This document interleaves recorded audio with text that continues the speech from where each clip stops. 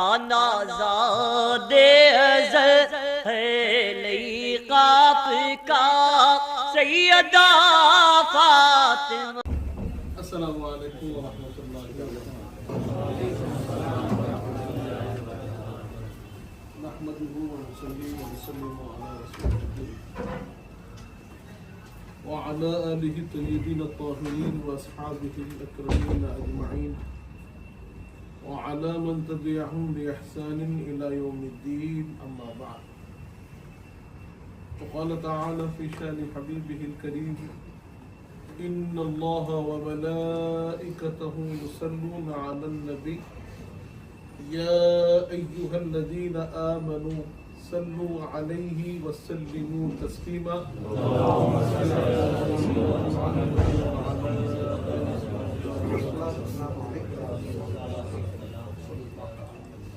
برادران عزیز، اللہ کا بڑا فضل ہے، اللہ کا کرم ہے کہ اللہ نے ہمیں پیر و مرشد کی اس بابرکت محفل کا حصہ بنایا، اور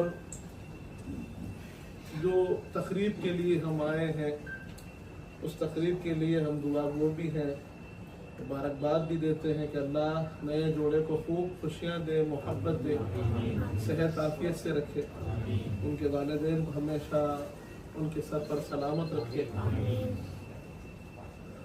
اللہ کا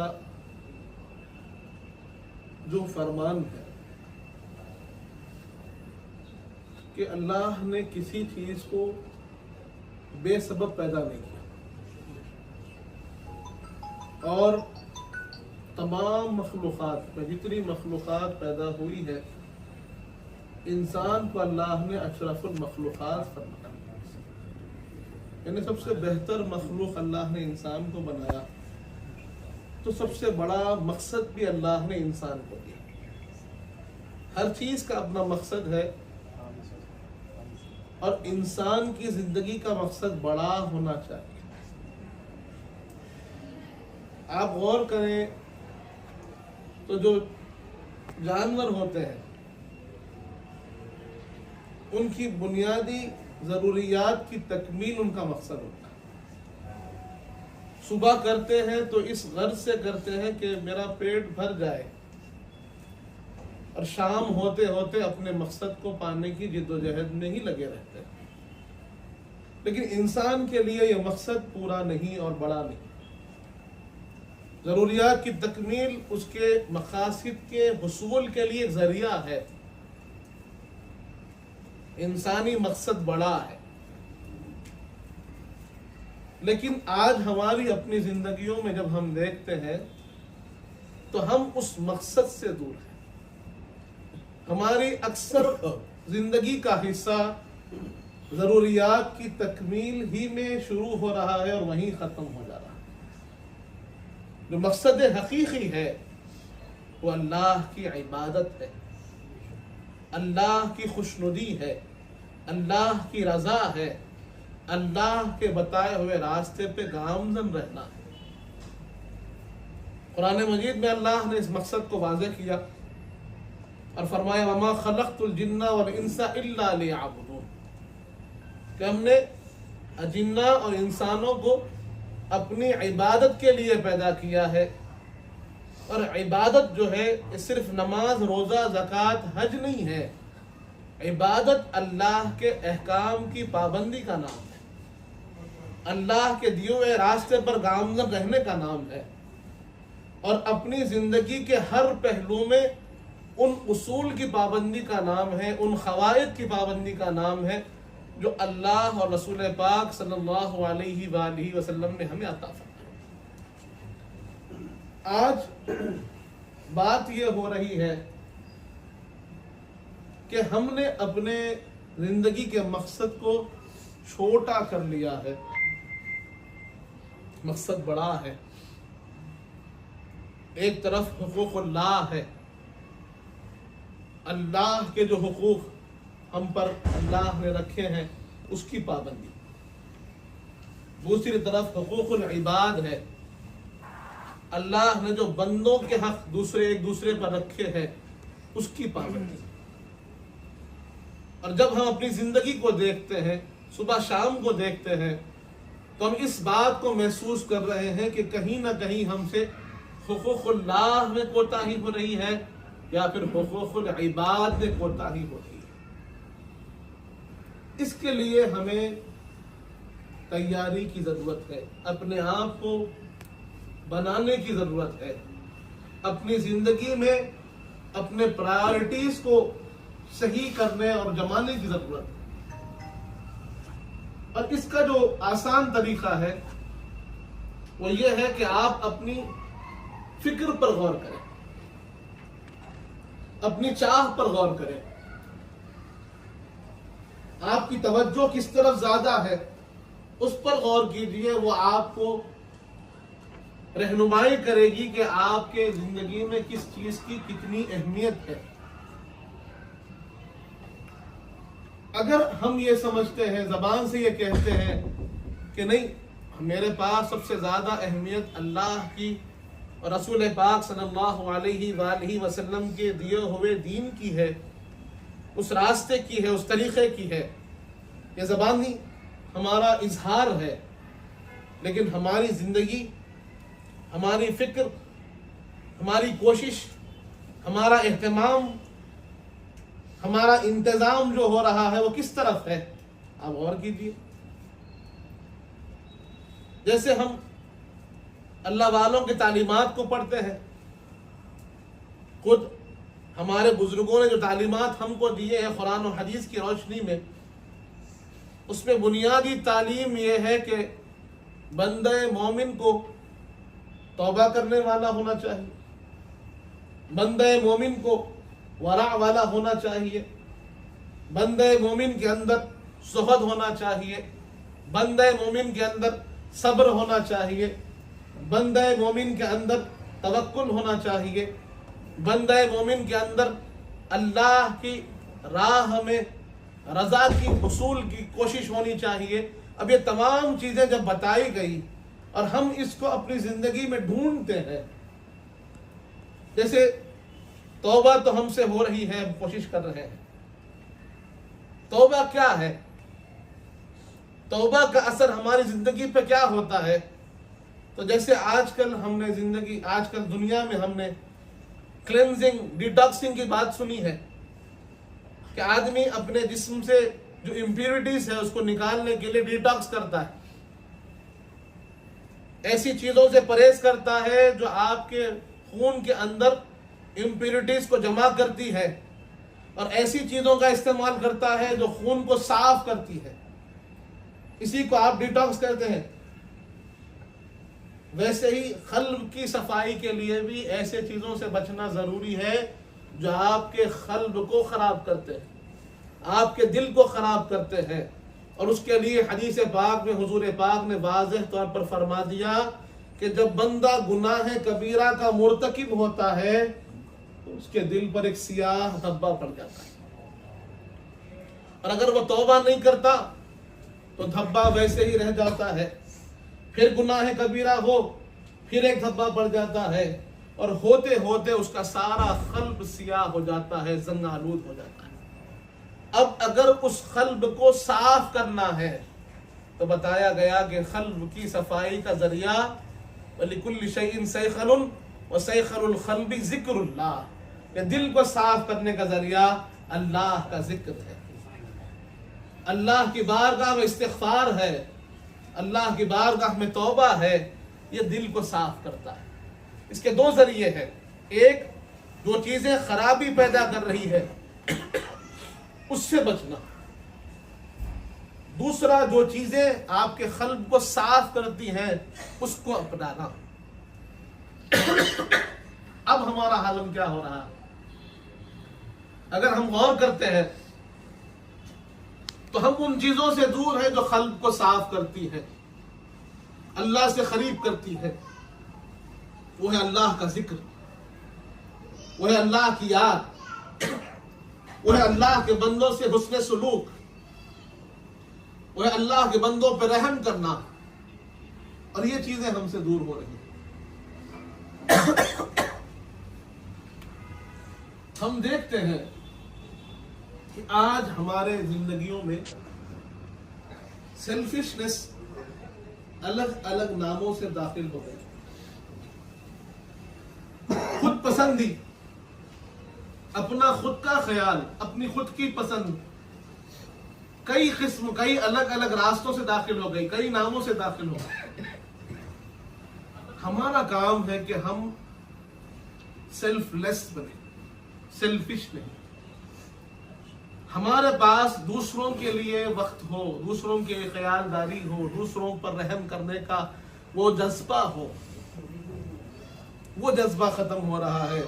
اللہ رب العزت ہمارا تعارف دیتا ہے. حضور پاک کے جو اصحاب ہیں ان کا تعارف دیتے ہوئے فرماتا ہے رحماء بینہم، وہ ایک دوسرے پہ رحم کرنے والے ہوتے ہیں، ایک دوسرے سے محبت سے ملنے والے ہوتے ہیں، ایک دوسرے کا خیال کرنے والے ہوتے ہیں. یہ مومنین کی کیفیت ہے اور یہ کیفیت ہم سے دور ہو رہی ہے.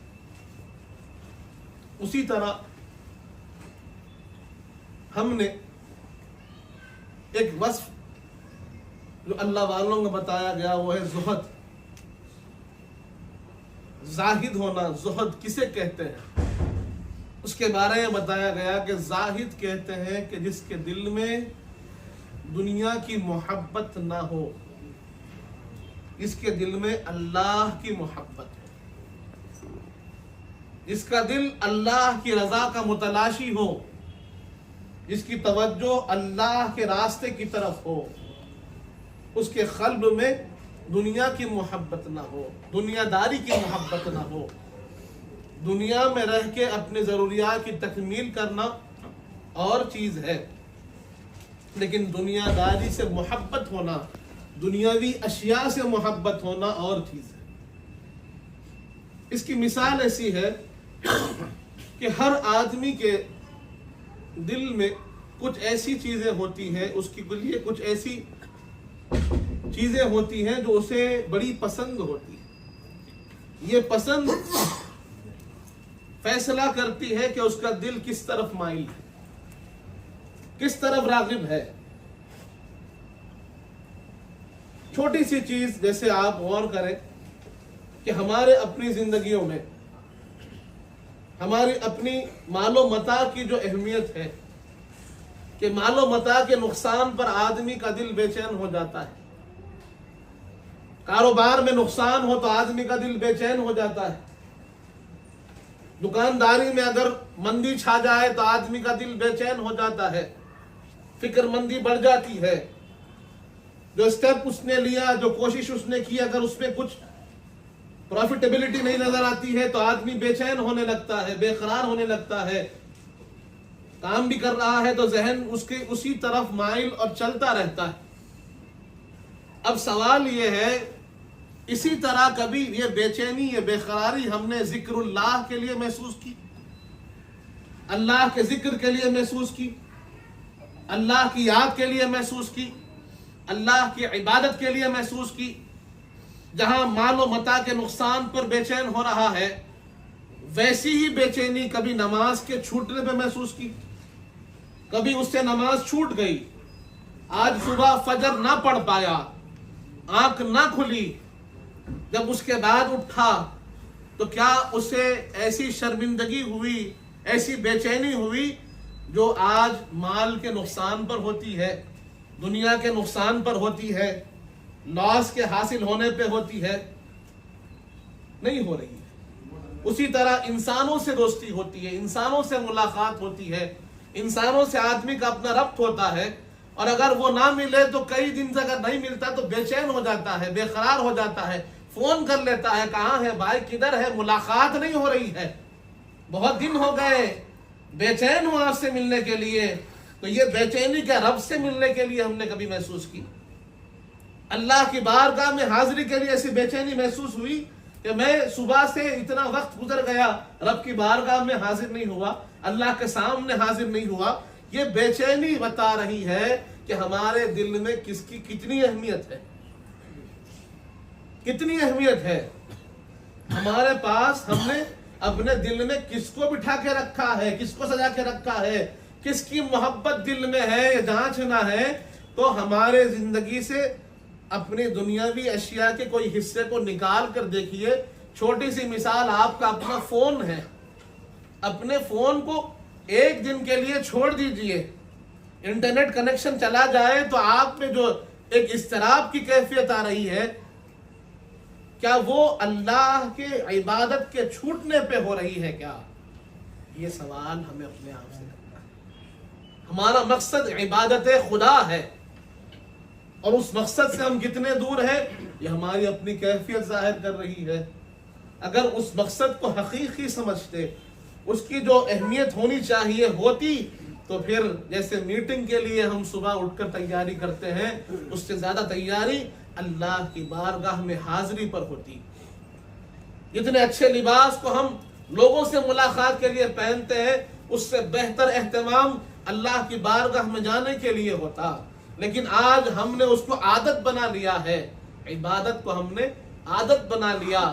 پڑھ بھی رہے ہیں، نماز میں کھڑے بھی ہیں، لیکن فکر دنیا کی چل رہی ہے، یاد دنیا کی چل رہی ہے، خیال دنیا کا آ رہا ہے. یہ ہماری اپنی کم اہمیت اور ہماری اپنی کم توجہی کا سبب ہے کہ یہ خیال دنیا ہمارے نمازوں میں شامل ہو گیا. کیونکہ یہ ذہن کا جو کیفیت ہے، جس چیز کی جتنی اہمیت ہوتی ہے اتنا اس بارے میں سوچتا ہے.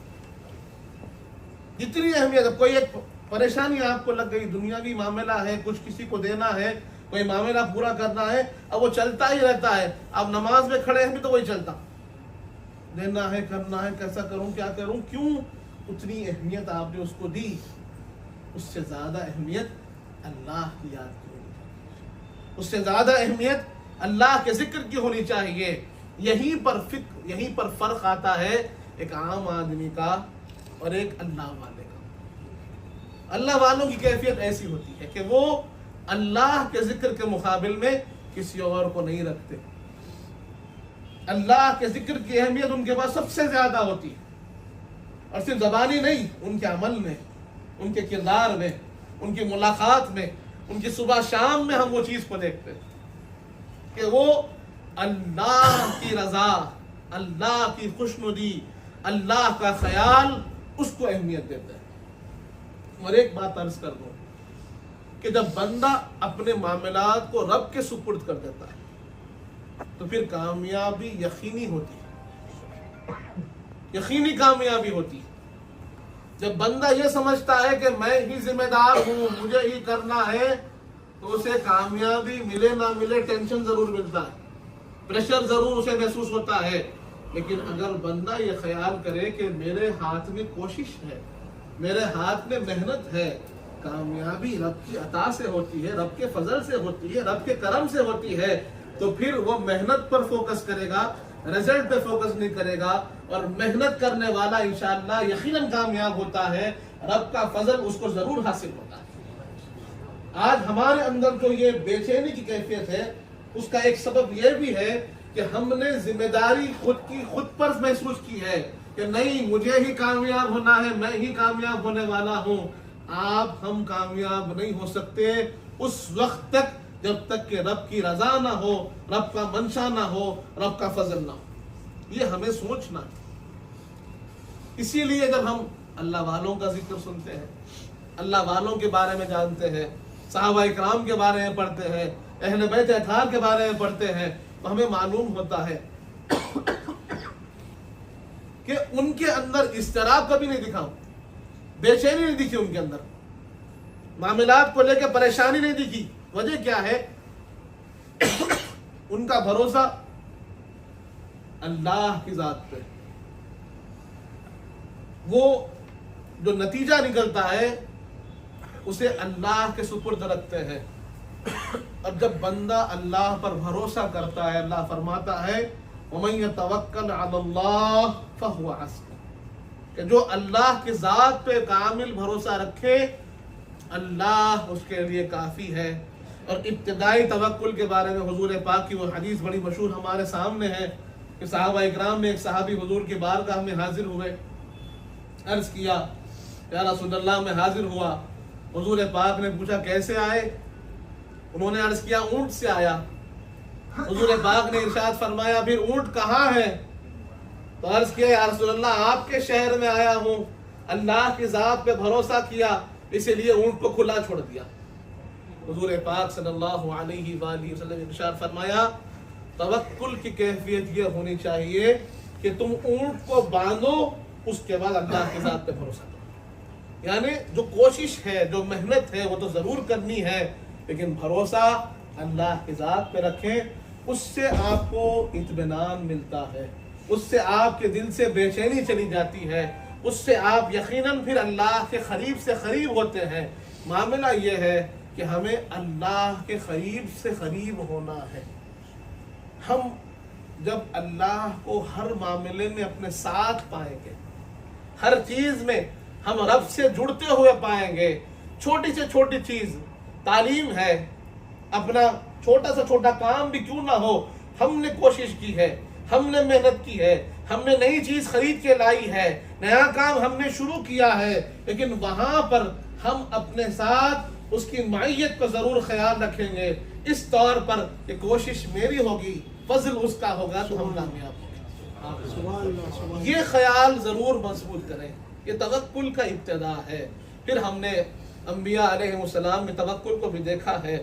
حضرت ابراہیم علیہ السلام کی زندگی ہمارے سامنے ہے، حضرت ایوب علیہ السلام کی زندگی ہمارے سامنے ہے، سرور کائنات کی حیات بابرکت ہمارے سامنے ہے کہ آپ نے مکہ چھوڑا، ہجرت کی، اللہ کی ذات پہ بھروسہ تھا، ہزاروں کے سامنے آپ تنے تنہا کھڑے رہے، اللہ کی ذات پہ بھروسہ تھا، اور اللہ کی اس ذات پر ایسا کامل بھروسہ، یہ جانتے ہیں، اس بات کا یقین ہے کہ وہ جب تک نہ چاہے کچھ نہیں ہوتا۔ ہم لاکھ چاہتے ہیں، لیکن ہماری چاہت کے ساتھ جب اس کی چاہت ہو تو کامیابی ضرور حاصل ہوگی۔ جب تک اس کی چاہت نہ ہوگی، ہم دیکھتے ہیں بار بار پروسیس پورا ہو رہا ہے، پروسیجر پورا ہو رہا ہے، اسٹیپس پورے لیے جا رہے ہیں، پریکاشنز پورے لیے جا رہے ہیں، ہر چیز کا خیال رکھا جا رہا ہے، پھر بھی کامیابی نہیں ہو رہی ہے۔ وہی پروسیس کو کوئی دوسرا کرتا ہے، کامیاب ہو رہا ہے، ہم کر رہے ہیں، کامیاب نہیں ہوتے۔ بات کیا ہے؟ پروسیس جب پورا ہو رہا ہے تو پھر ایک چیز ہے اللہ کا فضل، وہ جب اس کے ساتھ ہو جائے یقیناً کامیاب ہو۔ تو ہمیں چاہیے کہ ہر معاملے میں اپنی کوشش کے ساتھ اللہ کے فضل کی طرف نگاہ ہو، اللہ کی رحمت کی طرف نگاہ ہو، اور اللہ کے ذکر سے کبھی غافل نہ ہو۔ بندہ مومن کبھی ذکر خدا سے غافل نہیں ہوتا، اللہ کی معیت سے غافل نہیں ہوتا، ہر لمحہ اسے رب کا خیال رہتا ہے۔ یہ ہوتا ہے کہ دست بکار دل بیار، کہ ہاتھ تو کام کر رہے ہیں لیکن دل کبھی اپنے رب کے ذکر سے غافل نہیں ہوتا۔ اس طور پر اس کا بھی یہ خیال رکھتے ہیں کہ اللہ نے آپ کو حلال و حرام کی بھی تمیز دی، صحیح غلط کی بھی تمیز دی ہے، کون سی چیز صحیح ہے، کون سی چیز غلط ہے، ہر چیز کے بارے میں آپ کو بتایا ہے۔ اب آپ تنہا ہو، اجتماع میں ہو، لوگوں کے ساتھ ہو، وہ غیر ہیں، اپنے ہیں، اس کا خیال رکھیں کہ میرا رب مجھے دیکھ رہا ہے، میرا رب مجھے دیکھ رہا ہے، میں کوئی غلط کام نہیں کروں گا۔ یہ معیت خدا ہے جو آپ کو گناہوں سے بچاتی ہے، خرابیوں سے بچاتی ہے، فساد سے بچاتی ہے۔ کہ ایک مرتبہ ایسا ہو جاتا ہے کہ بندے مومن کے پاس پیسہ بھی ہوتا ہے، طاقت بھی ہوتی ہے، مقام بھی ہوتا ہے، مرتبہ بھی ہوتا ہے، سارے کانٹیکٹ اس کے پاس ہوتے ہیں، اب کوئی چیز اس کو روکنے والی نہیں ہوتی۔ وہ چاہے تو ظلم کرے، کوئی پوچھنے والا نہیں ہے، وہ چاہے گناہ کی طرف چلا جائے، کوئی روکنے والا نہیں ہے۔ اب کیسے رکے، کیسے بچے؟ جب اس کا خوف، اس کی معیت، اس کا دیکھنا خیال ہو کہ رب دیکھ رہا ہے، تو وہ رب کا خیال اسے روکتا ہے، وہ رب کا دیکھنا اسے روکتا ہے، وہ رب کا خیال اسے گناہوں سے روک لیتا ہے۔ طاقت ہونے کے بعد ظلم سے روک لیتا ہے، پیسہ ہونے کے بعد غلط راستے پہ جانے سے روک لیتا ہے۔ جب کوئی روکنے والا نہ ہو، وہ رب کی محبت ہے اسے صحیح راستے پہ رکھتی ہے۔ یہ خیال ہونا چاہیے، یہ خیال ہونا چاہیے۔ اور دوسرا، جتنا جتنا اللہ نے جس کو طاقت دی ہے اتنا ہی ذمہ دار بھی بنایا ہے، اتنی ذمہ داری اس پر بڑھتی چلی جاتی ہے۔ جتنی طاقت ہے اتنی ذمہ داری ہے۔ کہ اس طاقت کو تم کیسے استعمال کر رہے ہو، اس مقام کو کیسے استعمال کر رہے ہو. جب کوئی تمہارے ماتحت ہے تو تم اس کا کیسے خیال رکھ رہے ہو. حضرت انس بن مالک رضی اللہ عنہ کی وہ حدیث پاک یاد آ رہی ہے. آپ حضور پاک کے خادم تھے، مشہور حدیث پاک ہے. کئی سال خدمت کی، سال ہاں سال حضور پاک کی خدمت میں رہے. آپ کہتے ہیں ایک دن مجھے یہ خیال آیا، میں اتنے سال سے حضور پاک کے ساتھ ہوں، آج تک میں نے حضور پاک کی ڈانٹ نہیں سنی. حضور پاک ڈانٹتے کیسے ہیں مجھے معلوم نہیں. دل میں خواہش جاگی کہ میں حضور پاک کی ڈانٹ سنوں. دیکھیے صحابہ اکرام کی محبت کیسے کیسے رنگ دکھاتی ہے. اب وہ کہتے ہیں کہ جب یہ خیال آیا تو میں حضور پاک کے کسی کام سے نکلا تھا، مدن تاخیر، مدن بازار میں کھڑا ہو گیا اور لوگوں کو دیکھنے لگا، تاخیر کرنے لگا کہ جب میں تاخیر سے جاؤں گا تو حضور پاک مجھ سے ناراض ہوں گے، مجھے ڈانٹیں گے اور میں حضور پاک کی ڈانٹ سنوں گا. برادران عزیز، وہ کہتے ہیں میں اسی وقت گزار رہا تھا، بازار میں کھڑا ہو کر لوگوں کو دیکھ رہا تھا. ایک دستے کرم ایک ہاتھ میرے کاندھے پر پڑا، کاندھے پر ہاتھ دیکھا، جب پلٹا تو دیکھا کہ حضور پاک صلی اللہ علیہ وآلہ وسلم میرے سامنے ہے. سرور کائنات خود بنفس نفیس میرے سامنے کھڑے ہیں اور فرماتے ہیں انس میں پریشان ہو گیا، اتنی دیر ہو گئی اور تم واپس نہیں آئے، میں تمہاری تلاش میں یہاں تک پہنچ گیا. غلاموں کا ایسا خیال حضور پاک رکھتے تھے، خادموں کا ایسا خیال حضور پاک رکھتے تھے کہ 10 برس وہ حضور پاک کی خدمت میں رہے، لیکن سرور کائنات نے کبھی ان ڈانٹا نہیں، کبھی کوئی سخت لفظ نہیں کہا. ان کو ہمیشہ رحم سے درگزر فرمایا، معاف کیا. مومن کی شان معاف کرنا ہے، مومن کی شان رحم کرنا ہے، مومن کی شان اپنے ماتحت پر شفقت کرنا ہے. کوئی غلطی ہوتی ہے تو اسے اچھے سے سمجھا دو، موقع دو، کوئی بات نہیں، غلطی ہوتی انسان سے ہی ہے، اس کے ریکٹیفیکیشن کا بھی ایک طریقہ ہوتا ہے. یہ بھی حضور پاک نے ہم کو سکھایا. تو جہاں طاقت ہے وہاں ذمہ داری زیادہ ہے، جہاں مقام ہے وہاں ذمہ داری زیادہ ہے، جہاں دولت ہے وہاں ذمہ داری زیادہ ہے، اور ہر ایک چیز کے بارے میں سوال ہونے والا ہے. اگر کوئی یہ خیال کر رہا ہے کہ مجھ سے سوال نہیں ہوگا تو وہ غفلت میں ہے، وہ نادان ہے. ہر ایک سے سوال ہوگا. حدیث پاک ہے کلکم راعٍ وکلکم مسئول عن رعیتہ، تم میں کا ہر ایک ذمہ دار ہے اور ہر ایک سے تمہاری ذمہ داری کے بارے میں پوچھا جائے گا. برادران عزیز، کو ہماری یہ ذمہ داری ہے کہ ہم اپنے مقصد حقیقی کو سمجھیں، اپنا تعلق رب سے ہمیشہ مضبوط رکھیں. حضور پاک صلی اللہ علیہ وآلہ وسلم سے اپنا تعلق مضبوط سے مضبوط رکھیں. اگر وہاں غفلت ہو رہی ہے اور پھر ہم دنیا میں اپنے آپ کو کہیں پر بھی لے کے جائیں، کوئی ہم اپنے مقصد سے قریب نہیں ہے جب تک کہ ہم اللہ رسول سے قریب نہیں ہیں، رسول پاک کی تعلیمات سے قریب نہیں ہے، حضور پاک کے دیے ہوئے اخلاق کے ساتھ نہیں ہے، حضور پاک کی تعلیمات پر عمل پیرا نہیں ہے، تو پھر یہ ہمارے سارے کام یہ مقصد سے دور کرنے والا ہے. آپ ان چیزوں کی پابندی کے ساتھ چلیے. یہ دین، یہ اصول آپ کو زندگی کے دیے گئے ہیں. اور یہاں ایک بات عرض کر دوں کہ کسی کو یہ خیال ہوتا ہے کامیابی، ترقی، بلندی، ہر ایک طرف آپ اسی تلاش میں نکلتے ہیں. اللہ کے راستے میں کامیابی، اللہ نے اعلان کیا ہے قد افلح من تزکا، کامیاب ہے وہ جس نے اپنے آپ کو صاف و پاک کیا. وذکر اسم ربہ فصلی، جس نے رب کا ذکر کیا، نمازوں کی پابندی کی، وہ کامیاب ہے. حضور پاک فرما رہے ہیں کامیابی کا راستہ اللہ کا طرف ہے. اللہ رب الجلال خود قرآن میں فرما رہا ہے کامیابی اللہ کے راستے پہ ہے. ہم جو راستہ چنتے ہیں وہاں پر ہم شور نہیں ہے کہ کامیابی ملے گی یا نہیں ملے گی، لیکن اللہ اعلان فرما رہا ہے کہ اللہ کے راستے پہ کامیابی ملے گی ہی ملے گی. اور یہ کامیابی آخرت کی نہیں، ہر ایک میدان میں کامیابی ہے، ہر ایک میدان میں کامیابی ہے.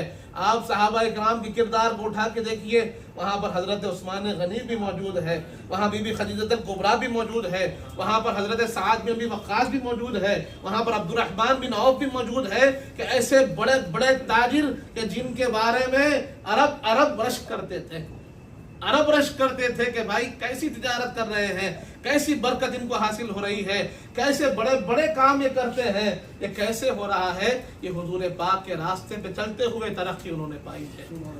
حضرت عبد الرحمن بن عوف سب کچھ چھوڑ کر آئے تھے، کچھ نہیں تھا ان کے پاس جب مکے سے مدینے کو گئے، لیکن جب وہاں سے شروع کیا تو عرب کے سب سے بڑے تاجرین میں ان کا نام آیا۔ یہ حضور پاک کے تعلیمات کا اثر ہے، حضور پاک کے اس راستے کا اثر ہے کہ دنیا میں بھی کامیاب رہے، آخرت میں بھی کامیاب رہے۔ تو یہ یقین ہے، ہمارا یہ یقین ہے کہ جو اللہ کے راستے پہ ہوتا ہے، جس میدان میں جائے کامیاب ہوگا، جس میدان میں چلے کامیاب ہوگا۔ اور تاریخ کائنات اس کو ثابت کرتی ہے، بتاتی ہے کہ جو اللہ کے غلام جس طرف چلے اس طرف کامیابی کے جھنڈے انہوں نے گاڑ دیے، اور اس وقت تک کامیابی ان کے قدم چومتی رہی جب تک وہ اللہ اس کے رسول کے تعلیمات پر پابند رہے۔ جہاں سے آپ دیکھیں گے خرابی کہاں سے آئی، جہاں سے ان کی اپنی خواہشات نے ان پر غلبہ پایا۔ جب وہ اپنی طلب، اپنی خواہشات، اپنا مقام، اپنا مرتبہ، اپنی طاقت پر گھمنڈ کرنے لگے، وہاں سے پھر زوال پذیر ہو گئے، وہاں سے دیکھیے غیروں کا ان پر غلبہ ہو گیا۔ جب تک وہ اللہ رسول کے راستے پر تھے، حضرت عمر فاروق کی مثال ہمارے سامنے ہے، اللہ رسول کے راستے پہ ہیں، نہ دربار ہے، نہ دربان ہے، نہ محل ہے، نہ کوئی ان کا بیٹھ دفتر ہے، کہاں ہے؟ کسی غریب کی مدد میں ہے، کسی بوڑھیا کے کاندھے کے بوجھ کو اٹھا رہے ہیں، کیکر کے درخت کے نیچے سو رہے ہیں۔ بڑے بڑے بادشاہ آ کر دیکھتے ہیں کہ عمر کہاں ہے تو لوگ کہہ رہے ہیں کہیں کسی کی مدد کر رہے ہوں گے، کہیں کسی کا ساتھ دے رہے ہوں گے۔ یہ خلیفۃ المسلمین تھے، اسی لیے قیصر و کسریٰ بھی ان سے کانپتے تھے، بڑے بڑے بادشاہ ان سے مصالحت کے لیے آگے بڑھتے تھے۔ کیوں تھے؟ ان کی طاقت اللہ کی معیت تھی، ان کی طاقت رسول پاک کی تعلیم تھی، اس راستے پر گامزن تھے۔ وہ بیت المال کو تقسیم کر کر اس پہ جھاڑو دیتے تھے، وہاں 2 رکعت نماز پڑھتے تھے، کہتے تھے الحمدللہ اللہ تو نے جو ذمہ داری غریبوں کی مجھ پر دی تھی میں نے سب تقسیم کر دیا، کوئی چیز میرے پاس باقی نہیں، سب میں نے دے دی۔ پھر مال بھر جاتا، پھر وہ بانٹتے رہتے، پھر مال بھر جاتا۔ یہ طریقہ تھا ان کا۔ انہوں نے کبھی نہ مال پر گھمنڈ کیا، نہ طاقت پر گھمنڈ کیا، ان کا سارا بھرم تھا تو اللہ کی طاقت پر تھا، رسول پاک کی نسبت پر تھا۔ آج بھی اگر ہم کام کر رہے ہیں تو اس خیال کے ساتھ کام کریں کہ دیا ہوا اللہ کا ہے، اس کے بندوں پہ رحم کرتے ہوئے خرچ کریں، اس کی راہ میں خرچ کریں، اور اپنے آپ کو ہمیشہ ایک عاجز بندے کی طرح رکھیں۔ پھلدار درخت کی مثال اس سے پہلے بھی میں نے آپ کے سامنے رکھی کہ پیر مرشد قبلہ ہمیشہ سناتے تھے کہ ایک مومن کی شخصیت پھلدار درخت کی مانند ہو کہ جتنے پھل بڑے اتنا جھکنے والا ہو، اتنا زمین سے قریب ہونے والا ہو، اتنا لوگوں کے لیے فائدہ بخش بنے کہ پھل بڑھ رہے ہیں تو لوگوں کو فائدہ مل رہا ہے، درخت بڑا ہو رہا ہے تو لوگوں کو سایہ مل رہی ہے۔ کانٹے دار درخت کی مانند نہ ہو کہ جو قریب آ رہا اس کو کانٹا چبھ رہا ہے، جو قریب آ رہا اس کو چبایا جا رہا ہے، تکلیف مل رہی ہے۔ نہیں، یہ مومن کی شان نہیں ہے۔ مومن کے قریب ہونے والے کو رحم ملتا ہے، آسانی ملتی ہے، سکون ملتا ہے، پریشانیوں میں مشورہ ملتا ہے، یہ مومن کی شان ہے۔ برادران عزیز، تو یہاں حضرت کے حکم پر پیر مرشد قبلہ نے مجھے عرض کیا کہ میں ارشاد فرمایا کہ میں کچھ عرض کروں، تو کچھ باتیں میرے ذہن میں آئی تو میں نے عرض کیا۔ یہ حال میرا اپنا بھی ہے اور میرے ساتھ سب کے لیے میں آپ کے سامنے بھی عرض کر رہا ہوں۔ تو ہم سب کو ضرورت ہے کہ ہم اپنے اندر اصلاح کی کیفیت کو پیدا کریں، حقوق اللہ کی پابندی بھی کریں، حقوق العباد کا بھی خیال رکھیں، اور چیریٹی کہا جاتا ہے کہ begins at home۔ سب سے پہلے آپ کے اخلاق کے حقدار آپ کے گھر والے ہیں، آپ کی محبت کے حقدار آپ کے والدین ہیں، ان سے سب سے پہلے حسن اخلاق سے پیش آئیے، رشتہ داروں سے حسن اخلاق سے پیش آئیے، جو آپ کے ماتحت ہے ان کے ساتھ اخلاق سے آپ پیش آئیے. یقیناً اللہ خوش ہونے والا ہے، یقیناً اللہ ہم کو کامیاب کرنے والا ہے. اور اللہ کا فضل بہانے ڈھونڈتا ہے، اور اب تو بہانہ دیجیے. اللہ بندوں کی عاجزی کو دیکھتا ہے، عطا فرماتا ہے. بندے کے سامنے، بندہ جب اللہ کے سامنے پیش ہو تو عاجزی ان کے ساری کے ساتھ پیش ہو. اس کے اندر فخر نہ ہو، تکبر نہ ہو، دکھاوا نہ ہو، مزاج میں سختی نہ ہو، مزاج میں نرمی ہو، مزاج کے اندر اچھائی ہو، سچائی ہو. لوگوں کے لیے بہتری کا خیال ہو. لوگوں کے لیے خراب خیال رکھنا یہ ہمارے اپنی خرابی کی طرف جاتا ہے. اسے کچھ نہیں ہوتا، اپنے طور پر آپ سوچتے چلے جائیے خراب خراب خراب، ایسا اس کو کوئی فرق پڑنے والا نہیں. آپ اپنے آپ کو اچھائی کی طرف لے جائیے. کسی کے بارے میں کچھ خراب بھی سنے تو اس کے لیے دعا کیجیے ہدایت کی، اور آگے بڑھ جائیے. ہماری ذمہ داری سب کی نہیں ہے، جو ہمارے ماتحت ہے ان کی ذمہ داری ہے، جو ہم سے جڑے ہوئے ہیں ان کی ذمہ داری ہے. اور اس ذمہ داری کو بھی نبھانے کا ایک طریقہ بتایا گیا ہے کہ تم جب اللہ کی طرف بلاؤ تو حسن اخلاق کے ساتھ بلاؤ، محبت اور رواداری کے ساتھ بلاؤ، سختی کے ساتھ مت بلاؤ، دل توڑ کر مت کہو، دل جوڑنے والی بات. یہ مزاج ہمارا ہونا چاہیے.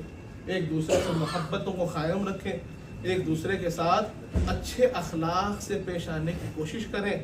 اللہ کے ذکر سے غافل نہ ہو. دنیا ہے، دنیاوی معاملات ہیں، چلتے رہیں گے. اتار چڑھاؤ یہ زندگی کا حصہ ہے، لیکن یہ اتار چڑھاؤ میں ہم رب کے ذکر سے غافل نہیں ہونا. جو ہماری ذمہ داری ہے، جو عبادت سے جڑے رہنا ہے، اس عبادت سے ہم غافل نہیں ہونا. یہ ہماری ذمہ داری ہے. میں سیدی سے دعا کی معروضہ کروں گا، اس کے بعد پھر انشاءاللہ ہم آگے بڑھیں گے. اللهم صل على سيدنا مولانا محمد وعلى آل سيدنا مولانا محمد وبارك وسلم. اللهم أنت السلام منك السلام، تباركت وتعاليت يا ذا الجلال والإكرام. ربنا آتنا في الدنيا حسنة وفي الآخرة حسنة وقنا عذاب النار وأدخلنا الجنة مع الأبرار يا غفار يا رب العالمين. اللهم أعنا على ذكرك وشكرك وحسن عبادتك يا مقلب القلوب، ثبت قلوب على دينك وطاعتك يا مقلب القلوب، ثبت قلوب على دينك وطاعتك. وصلى الله تعالى على خير خلقه سيدنا محمد وآله وصحبه أجمعين. آپ کا محتاج کرم ہے، نسبت کی قسم ہے، نسبت کی قسم ہے.